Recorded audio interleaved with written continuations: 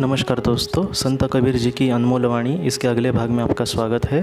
आज सबसे पहले संत कबीर जी हमसे ये कहते हैं, नैनी नैता बहु मिले पंडित कवि अनेक, राम रटा निद्री जीता कोटि मध्य एक। इसमें जो शब्द उन्होंने डाले हैं वो इतने बड़े बड़े हैं, या फिर उसका जो अर्थ है वो इतना बड़ा है कि हम सोच भी नहीं सकते। संत कबीर जी हमसे ये कहते हैं, इस दुनिया में बड़े बड़े ज्ञानी मिल सकते हैं जिनको सारी चीज़ें पता होती है, लेकिन उन्होंने ये भी कहा है कि बड़े बड़े पंडित भी मिल सकते हैं या फिर बड़े बड़े कवि भी इस दुनिया में हमें मिल सकते हैं, लेकिन एक सच्चा भक्त या फिर एक सच्चा राम का प्रेमी या फिर एक ऐसा इंसान जो अच्छी भक्ति करता है या फिर जो दिल से परमेश्वर की पूजा करता है, ऐसे इंसान। और बाद में उन्होंने जो वाक्य कहा है वो इतना बड़ा है कि वो कहते हैं कि इंद्रिय जीत, मतलब जिसने पूरी इंद्रियों को जीता है, अपने पूरी इंद्रियां उसके वश में है, वो किसी भी काम क्रोध लोभ की वजह से अपने आप को नहीं हारता या फिर इस तरह से काम क्रोध लोभ में ज़रा भी नहीं पड़ता। ऐसा ही महान इंसान या फिर ऐसा इंद्रिय जीत इंसान जो होता है वो मिलना बहुत ही मुश्किल है, या फिर वो ये कहते हैं कि करोड़ों में एक ही ऐसा कोई इंसान होता है जिसने अपनी इंद्रियों को जीत लिया है। इसके बाद संत कबीर जी हमसे ये कहते हैं, मैं जानूँ हरि दूर है, हरि हृदय भरपूर, मानुष ढूंढया बहिरा, नियरे होकर दूर।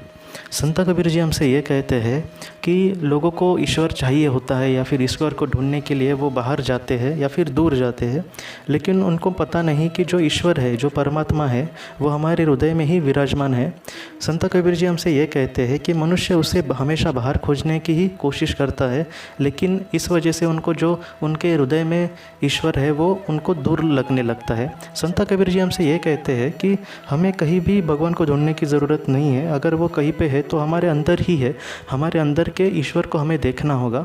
कभी कभी कुछ लोग हमारे सामने आते हैं, उनको मदद की ज़रूरत होती है, तो मुझे ऐसा लगता है कि अगर हम उन्हें मदद करें तो कहीं ना कहीं ईश्वर को ही मदद है। वो छोटी मोटी कोई भी मदद हो, कोई आपसे रास्ते पे चलते समय कुछ चार चीज़ें पूछ सकता है, कोई बहुत लोग ऐसे में मैंने देखे कि एड्रेस भी अगर उनको पूछा तो भी वो ठीक से बात नहीं करेंगे। तो ऐसा ना हो, अगर चलते फिरते या फिर हमारे घर में कोई मदद के लिए आए तो मैं यही कहूँगा कि जितना हो सके अगर हम उसको मदद करते तो ये ऐसा नहीं है कि मैं उसकी मदद करता हूँ, कहीं ना कहीं वो उसके अंदर के ईश्वर को भी मदद हो सकती है। संत कबीर जी का यही कहना है कि जो ईश्वर है वो हमारे अंदर ही है, हमें बाहर उसको ढूंढने की ज़्यादा ज़रूरत नहीं है। इसके बाद संत कबीर जी हमसे ये कहते हैं, आशा तजी माया तजी मोह तजी और मन, हरक शोक निंदा तजई कहे संत कबीर संत जन।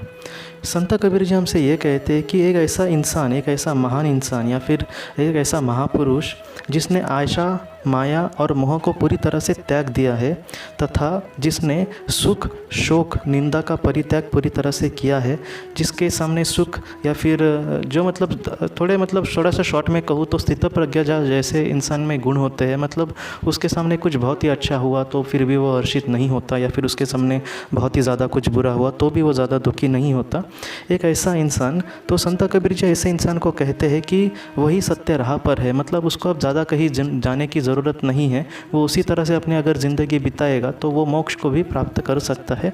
मैं फिर से कहता हूँ कि उन्होंने क्या कहा है। वो ये कहते हैं कि एक ऐसा इंसान जिसने आशा माया और मोह को पूरी तरह से त्याग दिया है, मतलब वो किसी भी चीज़ में नहीं अटका है, जिसने सुख शोक मतलब जो दुख होता है उसका भी नींद इसका भी पूरी तरह से परित्याग किया है, मतलब जो हर्षित नहीं होता या फिर जो ज़्यादा दुखी नहीं होता, एक ऐसा इंसान जो समान भाव हमेशा रखता है, वैसा इंसान हमेशा सत्य की राह पर ही चलता है। तो आज जो संत कबीर जी ने हमें वाणियाँ कही, उस तरह से मैं कहूँगा कि जितना हो सके हमें कोशिश करनी चाहिए जीने की। अगर ऐसा हम जीने की कोशिश करते हैं तो हमारी आत्मा का बहुत ही अच्छे से विकास हो सकता है। दुनिया में सच कहता हूँ सीखने जैसा कुछ है तो यही है कि हम किस तरह से अच्छे से बर्ताव करें या फिर अपने मन को किस तरह से संभालें। इस तरह से अगर हम आगे आगे चलते हैं तो हम सचमुच कहाँ से कहाँ पहुँच सकते हैं। तो दोस्तों, आज की इस वीडियो को लेकर अगर आपके कुछ भी सवाल हो तो आप ज़रूर पूछें, मैं उसका ज़रूर जवाब दूंगा। हम मिलते हैं अपनी अगली वीडियो में। आप अपने परिवार का ख्याल रखना। आपका बहुत बहुत शुक्रिया। ज़िंदगी की रोशनी ये संस्था ऐसे लोगों के लिए काम करती है जिन्होंने किसी अपने को खोया है या फिर जो लोग अपनी ज़िंदगी में बहुत ही ज़्यादा दुखी है। जो लोग इस संस्था से जुड़ते हैं उनको तकरीबन 50 किताबें भेजी जाएगी उनके व्हाट्सएप पर या फिर ईमेल पर। ये किताबें आत्मलोक या फिर मौत के बाद हमारे साथ क्या होता है, इन सारी चीज़ों की आपको पूरी तरह से जानकारी देगी।